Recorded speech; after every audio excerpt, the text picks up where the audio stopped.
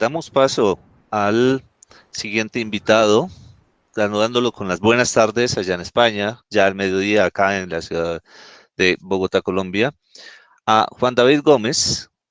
Es egresado de la Universidad de Zaragoza en España, doctorado en sociología y profesor en sociología de la Facultad de Estudios Sociales de la Universidad Zaragoza e investigador del Observatorio de la doctora Claudia Salcedo. Bienvenido.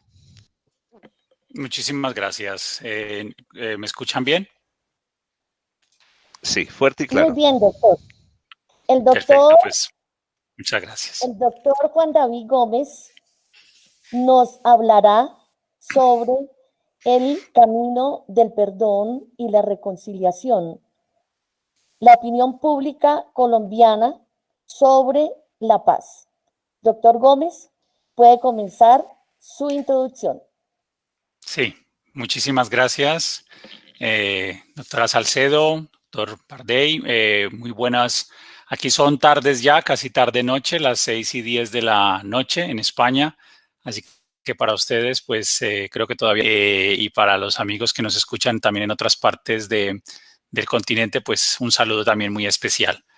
Sí, efectivamente, venimos trabajando con el proyecto de investigación de alto impacto de la Universidad Militar Nueva Granada, desde el equipo de Zaragoza, un equipo integrado por juristas, pero también por sociólogos, y también pues un saludo muy especial y un reconocimiento a la doctora Melba Luz Calle por la coordinación no solamente de la investigación, sino también de este tipo de actividades. Efectivamente, nosotros estamos investigando la opinión de los colombianos sobre la Justicia Especial para la Paz y nos parece que es complementario y necesario al trabajo que vienen haciendo los juristas y los analistas desde la perspectiva del derecho. Porque la opinión que tengan los ciudadanos sobre sus democracias, como nos decía el profesor anterior, también da una idea de esa calidad democrática y en este caso es la importancia de conocer la opinión que los colombianos tienen frente a no solo a la Justicia Especial para la Paz, sino al sistema integral para saber si está legitimado, si hay una aceptación social de la ciudadanía, un respaldo de la ciudadanía respecto a este tipo de políticas. Y en ese sentido nos parece fundamental centrarnos especialmente y en lo personal, desde España nos impactó mucho la elección tan ajustada respecto al referéndum sobre la paz y por tanto, pues a partir de ahí también empezaron las inquietudes como sociólogos de qué opinan los colombianos sobre este sistema y no solo qué opinan en esa fotografía de ese momento, sino también cómo puede marcar en los próximos años una débil legitimidad, al menos social, no digo de otras características, sobre la JEP. Entonces, bueno, de eso queremos hablar en estos siguientes minutos. Tengo que dar las gracias también a la Fundación Seminario de Investigación para la Paz de la ciudad de Zaragoza, quien nos financia con una beca de colaboración también para poder seguir adelante la investigación y por supuesto a la Universidad de Zaragoza, que es pues para la que trabajamos y en la que podemos desarrollar nuestra tarea de investigación y de docencia, porque también soy profesor universitario en la universidad en programas de trabajo social, políticas sociales y políticas públicas. Bueno, me quiero ceñir al tiempo, así que seguiré los directrices que me vayan indicando. ¿Puedo empezar ya con el primer punto o vamos esperando las preguntas? ¿Me podrían indicar la siguiente parte, cómo la vamos a hacer? Doctor Juan David, ¿puede hacer una introducción al ejercicio? Bien, doctora. El doctor hizo la introducción o pasamos a las preguntas. Aquí en el chat tenemos varias preguntas. Muy bien, sí, pues si quieren pasemos a las preguntas y ya iré contando más detalles de la investigación. Sí, adelante. Gracias, doctor. Muchas gracias. Pasamos entonces con las preguntas. ¿Por qué es importante conocer la opinión pública de los colombianos sobre la JEP? Muy bien, muchas gracias. Pues en relación con lo que venía diciendo, es importante conocer la opinión porque la manera como los ciudadanos se posicionen frente a este tipo de políticas va a determinar el curso de los próximos años, en el sentido de el tipo de consultas ciudadanas que se realizan, pero también las elecciones democráticas en el ámbito nacional, en el ámbito regional y local. Así que la continuidad y el futuro del respaldo ciudadano sobre estos sistemas y estas políticas tiene que indagarse, y en Colombia se ha hecho la cantidad de estudios que se hacen de nosotros en nuestra investigación, a la que también tengo que mencionar a la máster Natalie Pasachova, que también ha sido la persona que ha estado investigando conmigo. Ella es colombiana, pero hizo el máster en Sociología de las Políticas Públicas y Sociales, y ella también fue la persona que planteó también esta investigación, también conmovidos muchos colombianos en España por los resultados del referéndum. Bien, entonces, ¿por qué los estados preguntan la opinión? ¿Por qué hay sondeos de opinión? ¿Por qué se busca? Porque es muy importante conocer, ir midiendo constantemente la temperatura anímica de una sociedad. Entonces, la importancia de conocer las opiniones es porque los estados y los gobiernos, administraciones de los estados, necesitan retroalimentación constante para saber cuál es ese estado de opinión, ese conjunto de ideas, de preocupaciones, de problemas y aspiraciones que tienen los ciudadanos de un país para, en función de esos criterios, dar pasos o evitarlos, ¿no? Avanzar o retroceder, también para tomar decisiones. Entonces, la información en este caso se convierte en una necesidad para poder tomar las decisiones adecuadas. Una opinión, lo que pasa es que, y aquí nos queremos detener en esta primera parte, y es que una opinión no es algo muy sencillo de encontrar, porque tenemos muchas palabras afines: opiniones, percepciones, discursos, representaciones, ideas. Entonces, una opinión la podríamos desmenuzar en muchas partes pequeñitas y nos encontraríamos con que una opinión está compuesta de muchas cuestiones. Hay dos grandes elementos para una opinión, y es la información disponible y también la predisposición, ¿vale? En la información disponible es muy importante comprender qué información disponían los colombianos, e insisto, durante los últimos años. Nosotros hemos investigado antes del referéndum y después del referéndum. Hemos cogido un periodo de tiempo del 2012 al 2019 para seguir ese pulso antes y después de la firma de los acuerdos, porque es muy importante la información que tenían los ciudadanos en este momento. Y la información no es una información azarosa, no es una información casual, ¿vale? La información se produce, se distribuye y se consume. Y ahí entra muy importante, y en ese sentido hay un libro clásico de la opinión pública que es de John Saller, de los años 80, que nos cuenta que precisamente hay un papel muy importante de las élites políticas, económicas, pero también periodísticas, de los grandes grupos de comunicación de los países o a nivel global, porque ahora los grupos de comunicación ya no son nacionales, y de varios sectores, también los académicos, digamos, hay élites académicas que son buena parte, digamos, de los centros emisores de esta información. Obviamente no hay una unanimidad, hay pluralidad, hay distintas tipologías de élites y de grupos, pero lo primero, aunque sea en este breve tiempo que tenemos que tener mínimamente algunas premisas, es que la opinión no surge de la nada, la opinión se construye, y esa construcción tiene un insumo muy importante que es el de la información. Una opinión, por tanto, podríamos decir que es un conjunto de imágenes mentales que los ciudadanos o las personas tenemos en general sobre los acontecimientos, pero que esas informaciones proceden de unos centros de conocimiento, unos centros de producción de conocimiento muy vinculados, según Saller, a las élites políticas, económicas, mediáticas de un país, y por tanto son una fuente muy importante para saber cómo piensa la gente. No es una cuestión automática. Es decir, los ciudadanos pueden rebelarse ante estas imágenes, los ciudadanos luego también crean opinión a través de los movimientos sociales, a través de la protesta social, a través también, y en este momento más que antes, porque cuando Saller escribe su libro, se habla de los medios masivos de comunicación, se habla de comunicación de masas. Este concepto es de los años 80 y parte de los 90. En este momento no podemos hablar de comunicación de masas. En este momento, las redes sociales, la interactividad global de redes sociales ha cambiado las reglas de juego y encontramos que no solamente hay unas élites concentradas, sino que hay múltiples focos de producción de información. Esto hace mucho más complejo y a la vez más apasionante e interesante el estudio de esta materia. Pero ya hemos dicho, no solo hay un insumo para la opinión, que es la información, hay otro que también se ubica en la literatura clásica y es la predisposición de la ciudadanía. Es decir, cómo se sitúa, cómo actúa o se dispone o predispone precisamente a fijar una posición, a fijar una conclusión o un juicio frente a esa información. Así que vamos viendo que una opinión se construye de información y de predisposiciones. Si el campo de la información es complejo, el de las predisposiciones muchísimo más. Porque una predisposición se construye por múltiples elementos.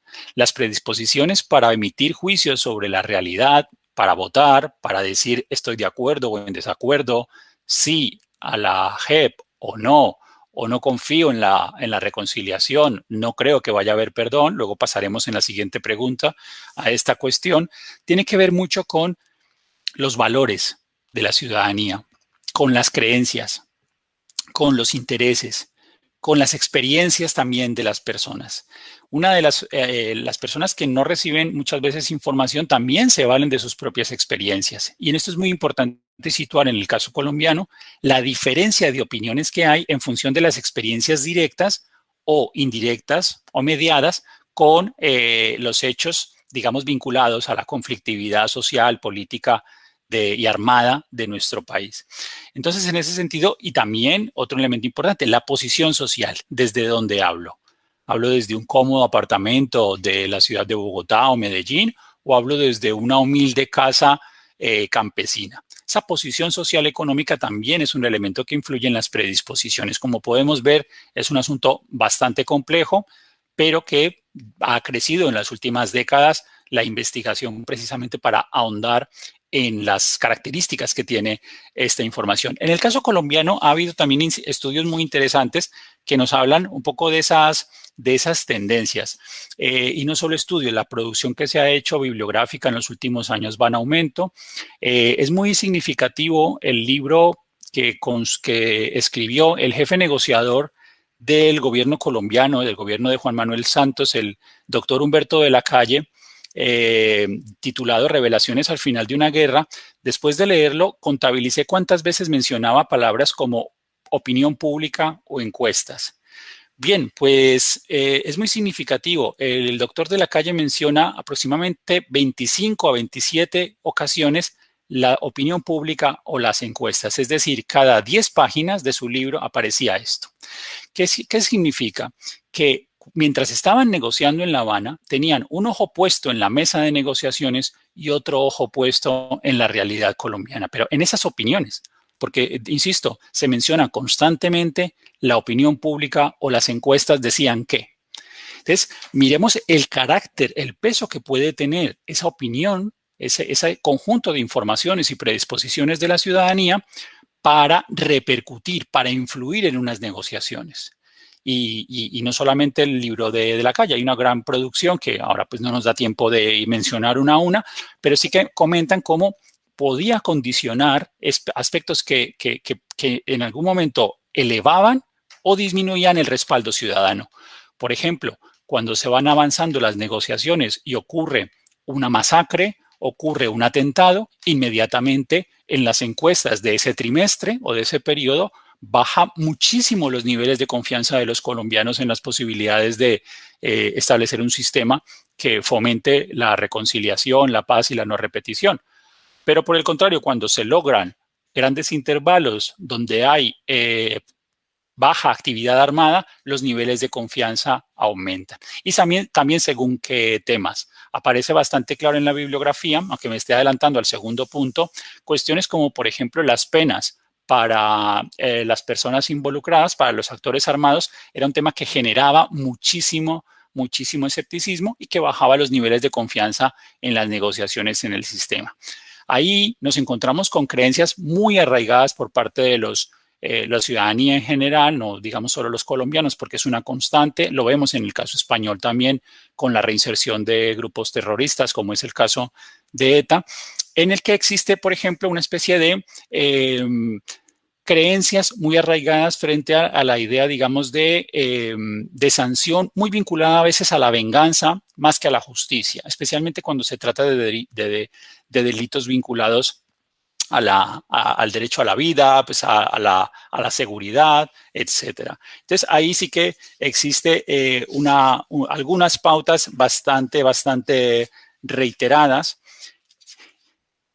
en las que aparecen, por ejemplo, ese tipo de elementos que tienen que ver con las creencias, ¿no? La creencia, por ejemplo, de la necesidad de que haya salvadores, de que haya héroes, los discursos muchas veces vinculados al patriotismo, la definición de bandos, los buenos y los malos, nosotros los de bien, ellos los del mal.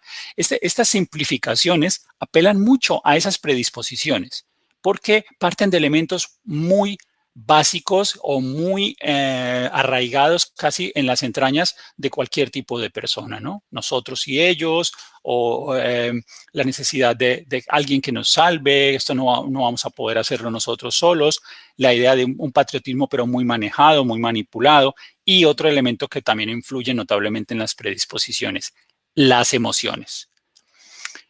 Nos encontramos en unas encuestas durante unos años con grandes altibajos a nivel emocional. Es decir, la rabia, el miedo, la ira, el escepticismo, la desconfianza son emociones que se pueden incentivar o estimular por parte de estos centros producciones de información. Entonces, encontrábamos medios de comunicación, y así lo atestiguan algunos trabajos, que evidentemente apelaban al factor emocional para generar y no perder, porque la emoción siempre es temporal, subjetiva y fluctuante. Entonces, la emoción no dura siempre, hay que alimentarla. Y en ese sentido, es probable que se haya alimentado emociones durante algunos periodos que se han ido investigando o que se han hecho distintas encuestas, ¿vale?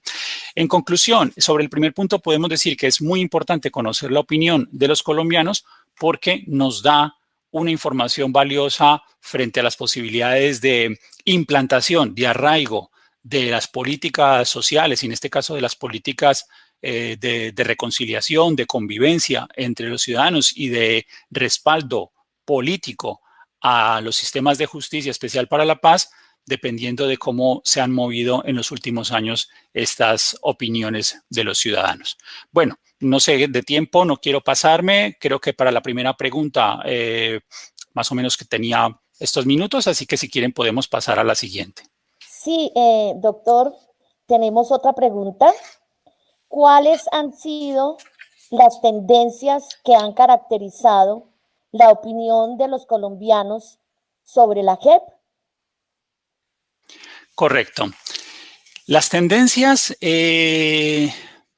como hemos dicho, son variables. Estas tendencias nos dan una idea, por ejemplo, de cómo se han comportado las distintas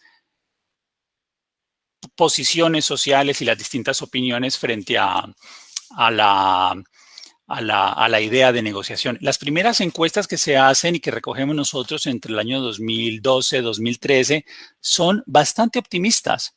Es muy llamativo cómo el estado anímico de los colombianos respecto a las posibilidades relacionadas con, hay un amplio repertorio de pregunta. ¿Confía usted en las posibilidades de reconciliación de los colombianos? ¿Creen que los colombianos podrán aceptar el perdón? De ahí también el nombre de nuestra propuesta, de nuestra comunicación, ¿no? El largo camino del perdón. Es decir, el perdón no es automático, el perdón no es instantáneo, el perdón recorre un larguísimo camino que muchos queremos que Colombia obviamente finalice con éxito ese camino. Lo que nos encontramos es unos intervalos de altos niveles de esperanza y de optimismo cuando se inician las conversaciones, cuando se inician los diálogos o cuando existe la posibilidad, antes de que se convoquen a los diálogos, de que haya un proceso de paz. Encontramos niveles de optimismo en torno al 60-70% de los colombianos, que esto es muy alto, es muy significativo.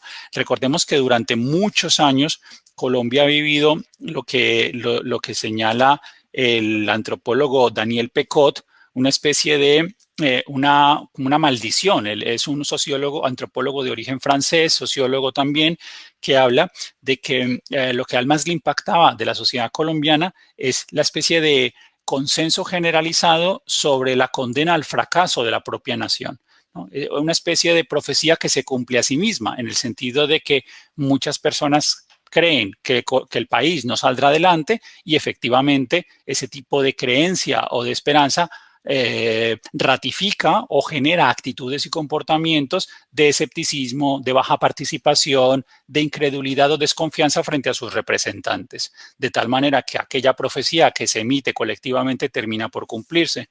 Así que, contrariando a Daniel Pecot, nos encontramos con que en el inicio del proceso de paz o la idea, digamos, de unos preacuerdos, tenían una elevada aceptación por parte de la ciudadanía. Sin embargo, lo que nos encontramos es, a medida que nos adentramos en los diálogos, en las conversaciones, empieza a decaer este respaldo. Las encuestas empiezan a registrar una leve disminución, ya con algunos altibajos, sobre este respaldo de los colombianos. Influye mucho, y así lo deja constatar la bibliografía, los medios de comunicación. Hay trabajos muy interesantes como el de Charri, García y Ortiz que señalan, por ejemplo, que los encuadres informativos de los medios de comunicación sobre los acuerdos de paz prevalecían los enfoques negativos sobre los positivos. Es decir, el 56% de los encuadres informativos era neutral, pero el 28% era negativo y el 16% era positivo. Y es un trabajo que hacen sobre los principales medios de comunicación del país: Caracol Televisión, RCN, Semana, El Tiempo y El Espectador. Es decir, lo que nos encontramos es que en esa producción de información se estimula o se incentiva más el escepticismo o una visión negativa. Insisto, no sobre todos los puntos del acuerdo. Es muy importante lo que tenía que ver. Por ejemplo, recordemos que uno de los primeros puntos que salió adelante tenía que ver con la reforma rural. O sea, la reforma rural fue un punto que en general se pudo desatascar o se pudo lograr de una manera inicial.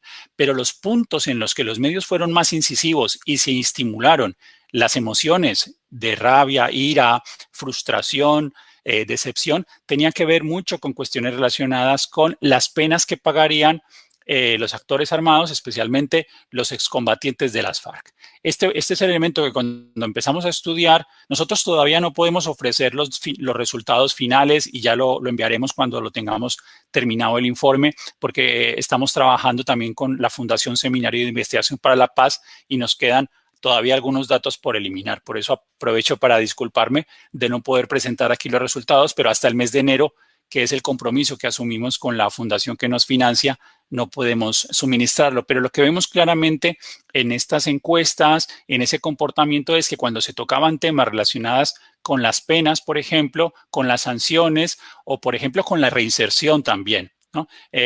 Ahí costaba muchísimo aceptar que, por ejemplo, las excombatientes se reinsertaran a la vida civil y había preguntas si fuera su vecino, si fuera su compañero de trabajo. En esto, digamos que había grandes dificultades para lograr resultados elevados de respaldo ciudadano, de aceptación ciudadana. Así que, en general, por ejemplo, algunas encuestas señalaban sobre una elevada desconfianza de la ciudadanía hacia la JEP. Si antes del 2016 la desconfianza era del 30 y el 40%, en torno al 2017-2018 la desconfianza hacia la JEP pasó hasta el 56 y 60%. Es muy alto y eso explica también los resultados electorales que tuvo Colombia y también explica buena parte de los resultados que se dieron en el referéndum. Bien. En conclusión, habría muchos más datos que suministrar, pero digamos que son los más llamativos. Efectivamente, los diálogos empezaron con un apoyo del 76% y terminaron una vez con respaldos en torno al 36, 45% según las encuestas. Nosotros hemos analizado más de 12 encuestas nacionales, porque obviamente no queríamos quedarnos con una. Aparte de las características que queríamos conceder al estudio, era precisamente buscar una pluralidad de fuentes de información. Encuestas organizadas por medios de comunicación, por organismos internacionales, por universidades, y en nuestro trabajo esas 12 encuestas preseleccionadas nos ha permitido tener una idea bastante más amplia para evitar pues posibles, digamos, lecturas parciales o unilaterales de algo tan complejo como esto. Pero efectivamente muchas coinciden en esos elementos, en intervalos de alta favorabilidad al inicio y escasa favorabilidad al final. Un elemento que era invariable, por ejemplo, fue la imagen desfavorable de las FARC. Esta sí que fue bastante constante, tanto desde antes como después del referéndum. La imagen desfavorable de las FARC estuvo en torno al 80 y 90% de ciudadanía que efectivamente no tenía una imagen positiva de las FARC. Bueno, son los principales datos que quería señalar en esta segunda pregunta, que nos vincula más con algunos datos sobre cómo son esas tendencias que han caracterizado las opiniones de los colombianos. Insisto, nuestro trabajo termina en la revisión de los materiales hasta el 2019 y ahí ya analizaremos y produciremos los resultados definitivos. Estos son todavía provisionales en los próximos meses. Bien. Pues creo que podríamos pasar a la siguiente cuestión. Sí, doctor, ¿cómo se pueden explicar las distintas tendencias en las opiniones de los colombianos sobre la JEP? Pero además ahí en el chat, ¿qué papel juegan los medios independientes en los procesos electorales dentro de un país y más exactamente dentro de Colombia? Sí, bien, como tenemos escaso tiempo, la última pregunta, digamos que la explicación de estas tendencias nos llevaría a determinar el papel precisamente no solamente de las fuentes de información, sino también de esas predisposiciones, de esas experiencias que los colombianos han tenido frente al conflicto. Sabemos que los resultados, por ejemplo, de la diferencia rural y urbana fueron muy significativos. Otro resultado importante, ¿por qué los colombianos que viven en el exterior, donde, por ejemplo, los resultados del referéndum fueron claramente favorables al sí, ¿qué nos cambia la perspectiva del inmigrante colombiano? ¿Por qué la diferencia? Entonces, ahí tiene mucho que ver con que en los medios de comunicación en Europa, por ejemplo, en general eran muy favorables a la búsqueda de la paz. Recordemos que había países garantes, por ejemplo, como Noruega, que muchos países en Europa han pasado por procesos de reinserción, como en el caso de Irlanda, por ejemplo, en el caso también de España, Italia, Francia, han pasado por distintos procesos y los medios de comunicación en eso son más proclives. En el caso colombiano, existen, yo creo que todavía muy arraigadas elementos que generan un reducido espacio público y una excluyente concepción de la ciudadanía, donde de alguna manera todavía cuesta mucho establecer una pluralidad donde quepan incluso excombatientes o donde podamos perdonarnos tantos años de violencia. Sobre los medios independientes, debo reconocer que en el estudio no los hemos recogido.